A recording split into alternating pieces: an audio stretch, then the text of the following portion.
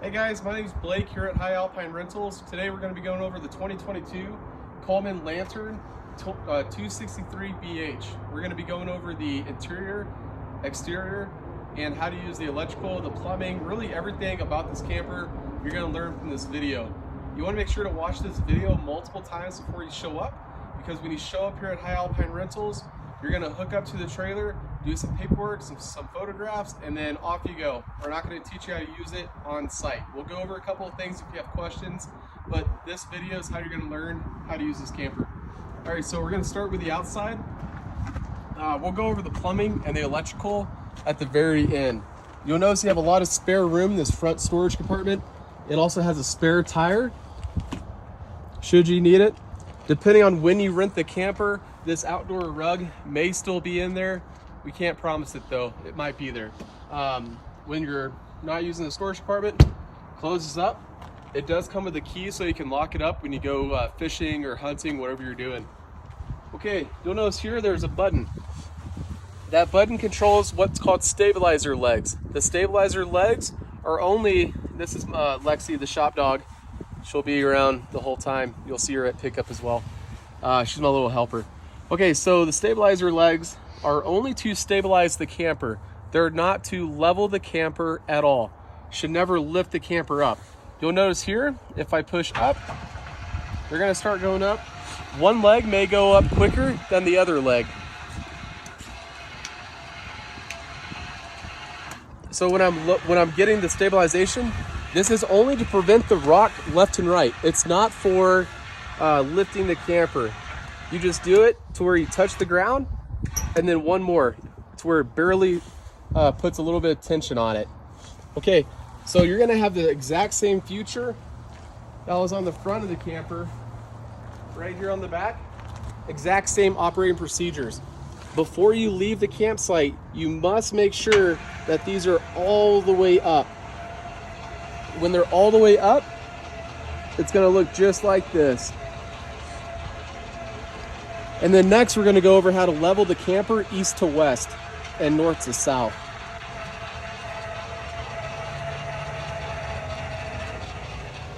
That is what all the way up looks like. Now, those stabilizer legs should never be completely straight. You always wanna have a little bit of bend to them. If they're all the way straight, that means your campsite's too unlevel. You need to talk to the campsite host to get a new spot. Okay, those little lids cover up just like that. On this trailer, you do have a marker light on the back. That's gonna tell you where the rear of the camper is at. You're also gonna have one in the very front. It's orange, amber. That's gonna tell you where the front of the camper is at. So we talked about stabilizing the RV to get the rock out of it. Now to get it level east to west, what I'd recommend is downloading this app on your phone, just a bubble level app. There's like 20 of them on Google Play Store and the iTunes Store. They're completely free, and that will allow you to know if the RV is level. You just take out that phone app, you put it in there, and it's gonna tell you if you need to level it east to west or north to south. If you need east to west level, you're gonna take these blocks out of the storage compartment, you're gonna stack them up like Legos, and you're gonna drive up on them until you get it completely level. You're gonna wanna do it for the front and the rear. So, okay, here you're gonna have 110 outlets. In order for these outlets to work, you must have electricity.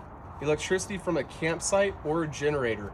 If you're bringing a generator for this RV, you're gonna need 2,800 watts and higher starting watts to run this RV.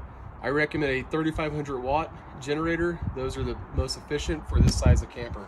If you're at a campsite, your shore power, 30 amp shore power will run these outlets. Okay, you're gonna notice you do have an awning. You're more than welcome to use the awning. Just know that they are notorious for breaking, and if you were to break this awning or damage it, you're gonna run anywhere, the minimum of $2,500 all the way up to $5,200. And to use that, I'll show you on the inside. But you do have a lock. We'll go over the door now. You have a deadbolt lock here. You have a screen door. If you're taking dogs with you, just make sure they don't cut the door up. You'll be responsible for replacing it if they do. These stairs They operate pretty neat. When you get to your campsite, you notice how I just shook that off? That helps get all the dirt and stuff out so it doesn't go inside the camper. You just turn this little lever here and it locks in place. And when you're taking it out, you just pull it again, other hand, pull it down. Now let's say you get to your campsite and it's like not level. There's these little pins here. You can pull these pins out and you can extend whatever height you need for the RV to work for your campsite. Just like that. Take that pin and you're just gonna put that right back in there. Perfect. Okay, now I'm gonna go inside and show you how to use the awning.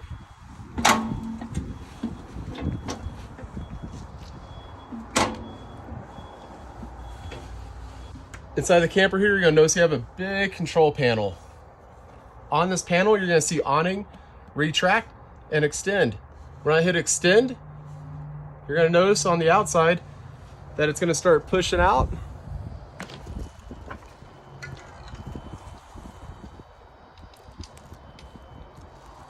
Awnings are great. I like to use them every so often, but of all the times I've gone camping, I've only used my awning probably twice. My tips for the awning, if you even think it's going to get windy, even remotely windy, just do not use the awning. You'll notice right now we barely have a breeze and it's catching it like a sail. Okay, so now I'm coming towards the end of the awning strip. You guys see there? That is the end. Oh, yep. So it's already way too windy here for this awning. So we're going to go and bring it back in. But if I keep holding extend, you're going to notice that it's going to keep rolling it back up into itself, which you don't want. You're going to want to make sure that when it's done extending, it's done. That extra flap hanging down, that's the very end. And then to bring it back in, you're going to hit retract and it's going to roll right back in.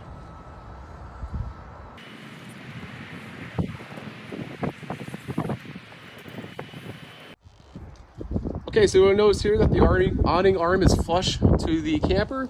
That tells you it's all the way in. This awning arm also has a light to it that if I hit exterior lights on this panel, it's gonna bring those lights on and off. Once again, you're more than welcome to use the awning. Just know that you're 100% financially responsible. If it were to be damaged, your insurance will not cover an awning. Okay, so now we're gonna jump back inside the camper. You're gonna see, you've probably already seen this camper when you booked with us, or if you saw the photos online. It's exactly what it looks like online. It's a really nice camper. It's probably one of my favorite travel trailers because the width of it, this slide out is massive. You have tons of room in here. I would totally go camping with 6 of my buddies in this thing because there's plenty of space to kind of spread out. Okay, you're gonna notice you have a massive slide out here. Slide out runs from here all the way to here. One of the key things for the slide out, never ever use it without ever having somebody. You don't want somebody sitting on the couch or the chairs. Always make sure they're up and out. The second thing you want to do before using the awning is physically actually check the outside of the camper, the slide out, not the awning. Physically check the outside of the camper, make sure that nothing's going to get hit by the slide out when you push it out. Also, make sure that nothing is on the floor next to the slide out. I recommend even picking up this piece of carpet and just physically checking underneath to make sure that, you know, a dog toy didn't get underneath there or anything, because this slide is going to push back over onto here. To work that slide out, you're going to notice on this panel here, you have slide rooms in and out. Before you press that button, you're going to want to come to this bunk bed, take the curtain, undo the curtain, and tuck it up and away, just like that.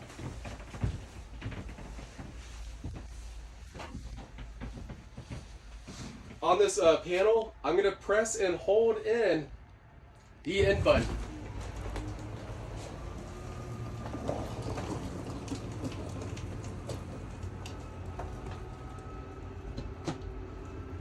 You'll notice this is going to automatically start bringing itself in. You want to make sure nobody's standing in the way. Everything's cleared out. Just like that. Cool thing about this camper too is that even with the slide pushed in, you are still able to freely walk about the trailer. So if you need to park in a truck stop for the night, you're still able to use the complete camper with the slide pushed in, which to me is huge. Okay, so to push the slide back out, you go back to this panel and you're just gonna press and hold. Close this door. Still winter in Colorado, so it's chilly. Okay, so slide out, slide in, out, press and hold it out.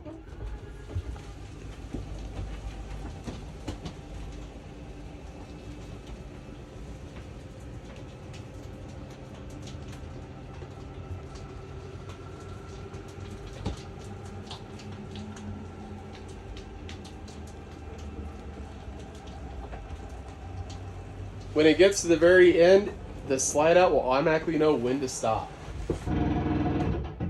Once you hear the gears clicking and it's hit the wall, you stop pushing the out button. Okay, the next thing on the control panel that we'll go over is going to be the levels. You're going to notice you have gray 2, gray 1, black, freshwater, and battery. When I click battery, you're going to notice right here it lights up. That's going to tell you how much battery life you have left. This RV requires you to charge it every 2 days. The refrigerator in this camper only runs off of campsite power. It does not run off of battery. So you must be plugged in to a campsite for the refrigerator to work. Fresh water tank, you're going to notice you have empty, 1/3, 2/3, and full. Remember, you only have, I forgot the specs on this one, but you only have a couple of gallons of fresh water, unlike a house. So make sure you're using your water sparingly. Black water is your sewer. You press that, give you the light button as well. Now, if you hit black and it's reading 2/3, even though you know it's not 2/3 full or whatever, you know, it could say 1/3, it could say full. That's because those sensors in the tank are as big as these little buttons and they get covered up with toilet paper. So don't freak out if it says that your black tank is full, even though you just dumped it. Now, the next one's gonna be your gray. Once again, you push that. Now the gray, it's telling me I've got 1/3 full. I know it's not 1/3 full because I've dumped it. So that tells me I've got a coffee grind or something covering its sensors. Gray 1 is your sink water, and gray 2 is your rear shower water. So you got 2 gray tanks on this one. Okay. Next level here. Oh, to go back to the black water and the gray, you must dump the tanks on the trailer before you bring it back to High Alpine Rentals. If you bring it back to High Alpine Rentals and the tanks have not been dumped, it starts at $75 for us to dump the tanks for you. So remember to dump those tanks before you bring it back. If you bring it back to us and it says that it's on 2/3 and we dump it and it was definitely not dumped prior and it wasn't just a sensor being covered, we will still bill you for that service. Okay, next thing you're gonna see is a water heater, water pump, and the lights. So the hot water heater, you're gonna see it's gas. That means your propane. You have 2 propane tanks on the front of the RV trailer, which you will receive full, and you have to bring them back to us full with a receipt showing that they are full. To get that hot water heater to work, all I have to do is hit the on button, and it'll start turning on. It takes about 15 minutes for your 6 gallons of hot water to get to a boiling state, so you can have a nice hot shower. When you're not using that, I recommend always turning it off. Next one's going to be water pump. You have 2 different water systems in this camper. You have what's called city water hookup and a water pump for your water tank. If you're boondocking and you're not at a campsite that has water, you're going to hit that water pump, and that water pump's going to pump water from that fresh water tank on the camper, which, you know, up here you have a button to see how much water you have left. When you're at your campsite, you don't have to use a water pump because the campsite water faucet is giving you pressure to run the faucets. We went over the lights. You've got exterior, that's for the outside lights, and then interior, which, as you'll see from the ceiling, turns them all on. Now let's say you only want select lights on. These are push lights, so you can push which lights you want to turn on and which ones you want to turn off. Okay, throughout the camper, you are going to have USB charging ports. You do have the 110 outlets. Once again, you must have RV campsite power or a generator to run these outlets. You have a fire extinguisher next to the door if needed. This RV does have a lot of storage space, which is pretty nice. You have a TV here. This TV is going to be sitting on the bed. So when you're traveling, it's not going to be like this. It's just a portable TV. You'll just pick it up, place it on the bed, make sure it's nice and secured. It is a smart TV, so it has a Roku. So make sure you remember your Amazon password, your Netflix password, all that kind of stuff before you show up. Always make sure this is put up before you start driving. Next thing is going to be the radio. You do have a radio. Very self-explanatory on that one. That runs off just normal battery power. This heater here feels really good. It's nice and hot. This fireplace only runs off of campsite power or generator power. It's a dry heat, so if you're at a campsite and you want some heat, I'd recommend using this versus the furnace, which I'm going to go over next. To get that to turn off, you just hit that button right there. If you want to change the lights, you can kind of spice it up a little bit and change them. You can also set the temperature. We're going to have it nice and turned up. So you're going to notice in the top right hand corner, there's actually a gauge which will show you just how hot it's going to get in there. That thing will cook you out of here too. It also has a remote control. Yeah, it has a remote control. We can work with that later. Okay, we'll go over the sliding doors up here. Before you start traveling, this is an absolute must. If you don't do this, the door during travel will break through this particle board wall, and it's going to be a nasty day. These are just buckles, so you just unbuckle it, it slides closed. When you're traveling, always check on this. Make sure, like, assign it to your kid, double check him, whoever, make sure that they buckle this door. That is probably the most important thing about prepping this, is make sure these doors are buckled on both sides. Perfect. Underneath this bed, it does lift up. You do have additional storage underneath. USB charging ports in the front as well. All the lights in the bedroom are tap lights. You're gonna have to tap all of them to turn them on and off. Okay, so now we're gonna go over the furnace. The furnace is right here on the wall. This thermostat is going to control your furnace and your air conditioner.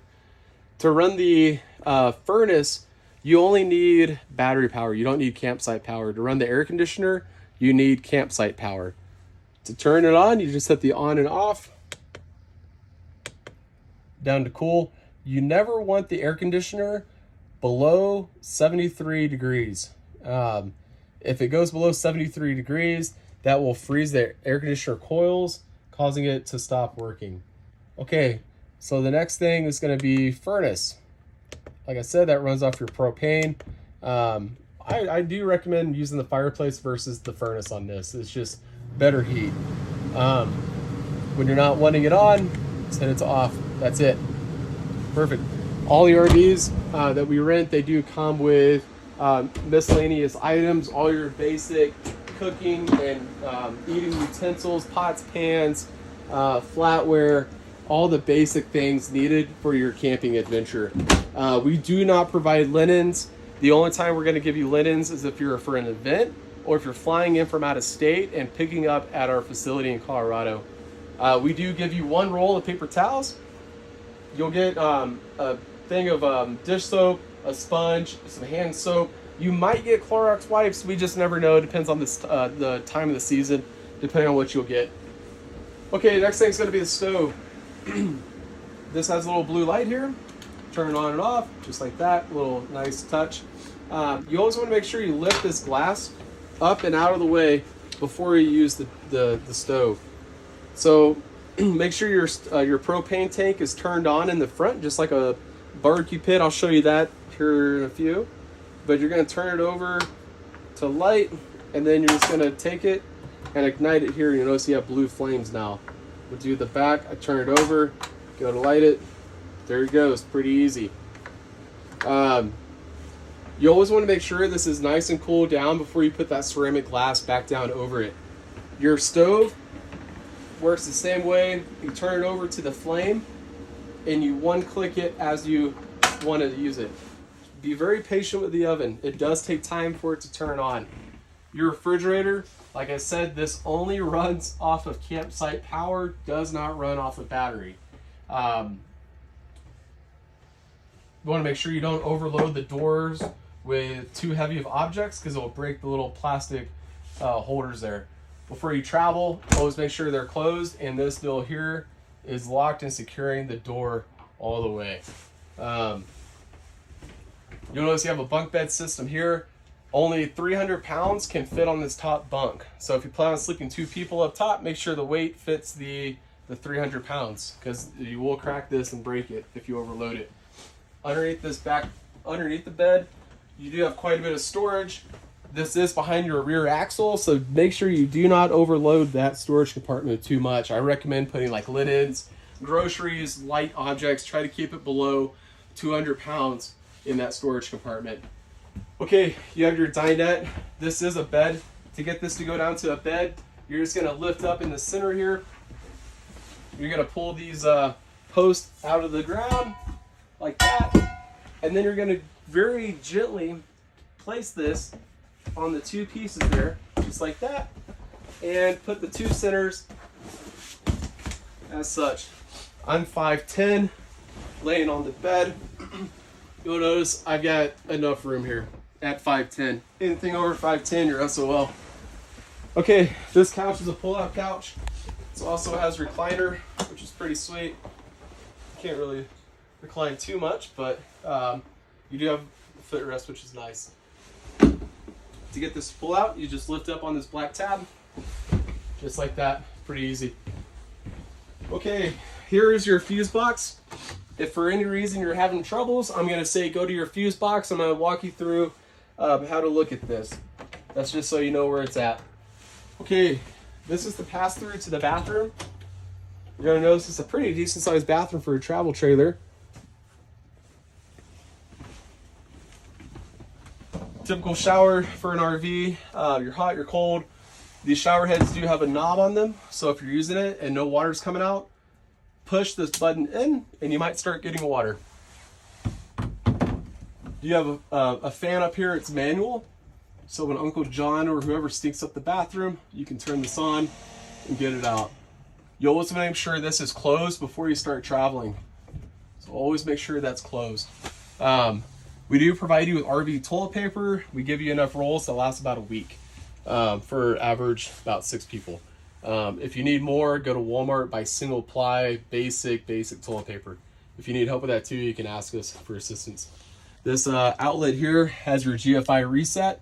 So if you plug into an outlet and you're at a campsite and it's not working, check that to make sure it's not tripped. To flush your toilet, you're gonna simply step on the bottom here, use a lot of water, and it's gonna flush it right out. It's winter time here, so everything's pink, everything's winterized. Turn off that light switch, just hit it there on the wall. All right, so now we're gonna go on the outside. I'm gonna show you how to hook up the plumbing and the water and get all that kind of stuff going. Okay, so earlier we talked about how to level the trailer. I taught you how to do the east to west, how to use your stabilizer jacks to just stabilize the camper to get the wobble out. Now this is how you get the trailer leveled from north to south. I highly recommend before you unhook your truck from the trailer, get it level.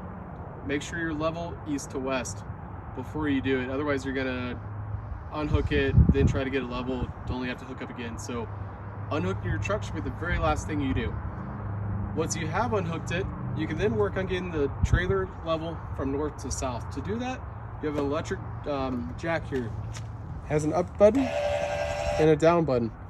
To get it to work, you just push it down. There it goes. Always have to be patient when dealing with RVs. They don't really respond right away sometimes. Okay, you see that? That's how you get it to go up and down. This is a 2 5/16 inch hitch. If you do not have a hitch, please reach out to me and I will see if I have an extra hitch that you can borrow for your trip. If you're going on an out-of-state trip, I will allow you to use my stabilizer jacks and I'll teach you how to use those at time of pickup. If you could also do us a favor in your local Colorado Springs, just visit the facility beforehand. let's hook this trailer up to your truck. Make sure you don't squat too much, that your truck doesn't squat too much, and you're gonna be set to go. If you do end up running out of battery for some odd reason, and you're like, I can't get the trailer on my truck, there's a way to bypass it. With that, you're gonna pull this rubber tab up and out, just like that. Don't lose that. You're then gonna take this tool that's gonna be in your storage compartment, and that's gonna go right on there like that. And then you're gonna manually crank it like a Neanderthal for letting your battery just go down. Just like that. And you're just gonna do it. I'd probably task my stepson out with doing this part because it's tedious. But yep, that's how you do that. When you're done hooking up to the truck, you put the tool back where you found it, because that's what we do with tools. Put it back, and then you take this and you put that right back on there. Okay, propane tanks. You have 2 propane tanks. These little knobs untwist. Now you have access to both tanks to open and close. Normally you're gonna have a bungee cord underneath it that's holding this on. Okay, so to explain about the propane tanks a little bit more, I had one open because I was running the furnace earlier, but to exchange these, all you do, you twist this here all the way, it starts coming off, this removes, the tanks come off. You can go to Home Depot to exchange tanks, so you can take them to U-Haul, Tractor Supply, Bill's Equipment Supply, wherever you want to go. I recommend the Ute Pass Trading Post. They'll refill the tanks for you. They got the cheapest rates around. Really good people. But yeah, you'll just unhook it just like a propane grill. Take it off, take it inside. We'll take it to their refill point, and they'll do it for you. Now, let's say you're camping and one of your tanks is empty, the stove's not working. Come out here, this little black dial. You're gonna take that and you're gonna flip it and let it point to the other tank, so you can start pulling off that tank instead. If you really want to see if you're like legit low on propane, this little window here will tell you green or red. So that's the way to do it there. You do have your 2 batteries when you're hooked up at your campsite. Camp Electricity is going to charge these 2 batteries up for you. Okay, now we're gonna work our way around to the front compartment here. This is how you're gonna hook up to city water. Now remember, you have city water and water tank water. So boondocking is your water tank water, and city water is your campsite. If you need to fill up your onboard water tank, that is on the opposite side of the trailer, and we'll walk over there real quick and I'll show you where that's at.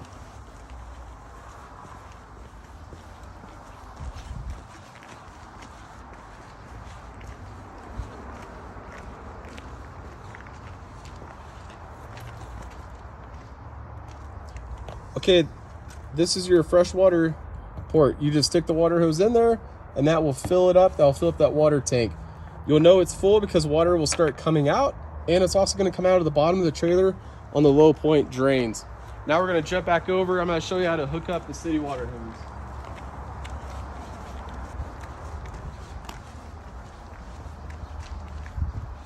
Okay, so at your campsite, you're going to take this. It's going to hook up to the faucet. This is your water pressure tool here. This is going to take it down from whatever PSI down to 55 PSI, which is safe for the RV plumbing. You're just going to hook that right on up to the faucet. Hook this up to that right there. Just like a normal water hose, just like that. This guy here, right here, it says city water connection.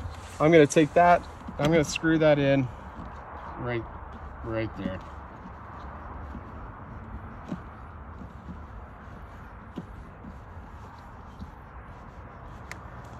Perfect. Now the water hose wouldn't come out like this. You'll see there's a little door here. You just gotta kind of twist it.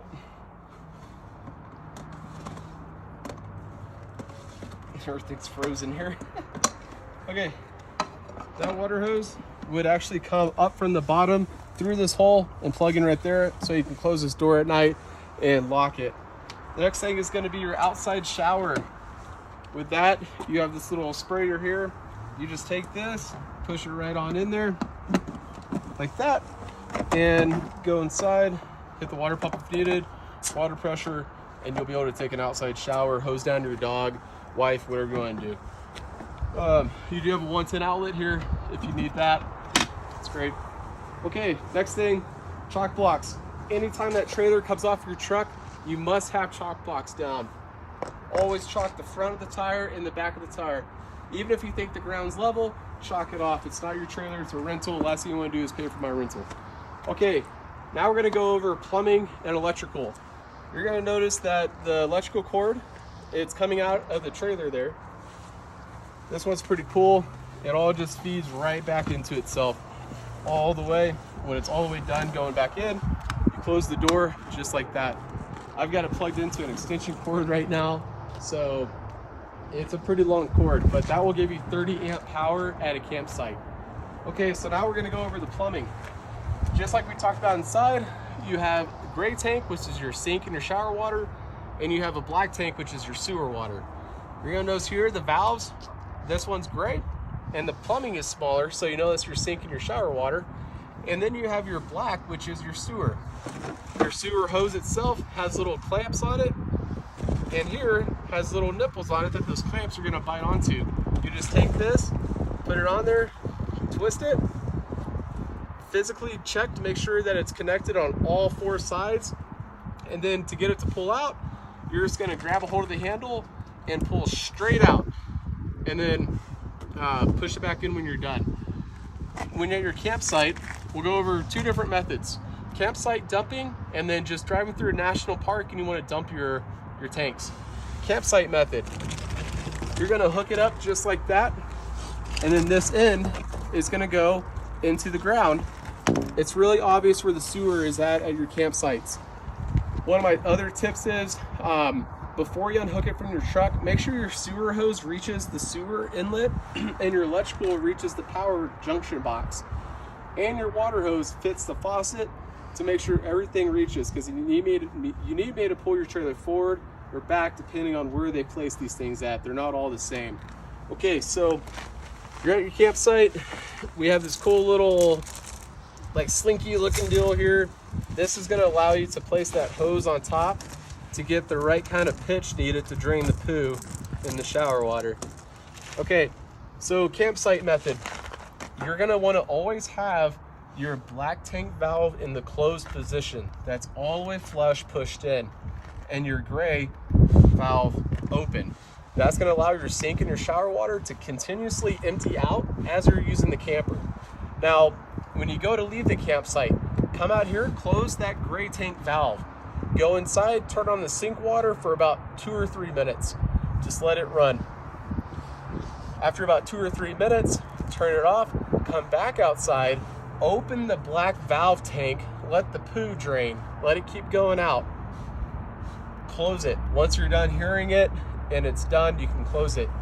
If your sensor is still telling you that you have 2/3 tank of black, just come back out here, close the black, go step on the toilet for about 5 minutes and let it just fill up with water, and then come back out here and open that black tank valve, and that will generally clear the sensors from reading as a false reading and give you your true reading. Okay, so you're ready to leave the campsite, come out here, open the black, let it drain, close the black, open the gray, and let that sink and shower water clean your poop hose before you take it off. That's your campsite method. Now, if you're going through a national park and you just want to dump the tanks, you're just going to come out here, you're going to open the black tank, let it drain out, close the black tank, open the gray tank, let it drain out, close it, and off you go. Pretty easy. When you're taking the hose off of the RV, there's a method to it to make sure you don't get, poo on you. You're gonna take it and very slowly twist it off, and then pitch it at an angle downwards so you can catch anything draining out. Take it like this and just walk it towards the sky all the way to the end of the sewer so it drains right on out. Okay, that's really all there is to it on how to use this camper. During your trip, if you have any issues at all, no matter how small, how inconvenient, or just how little you think it is, please text us or call us and let us know of whatever happened to the camper. It can be as small as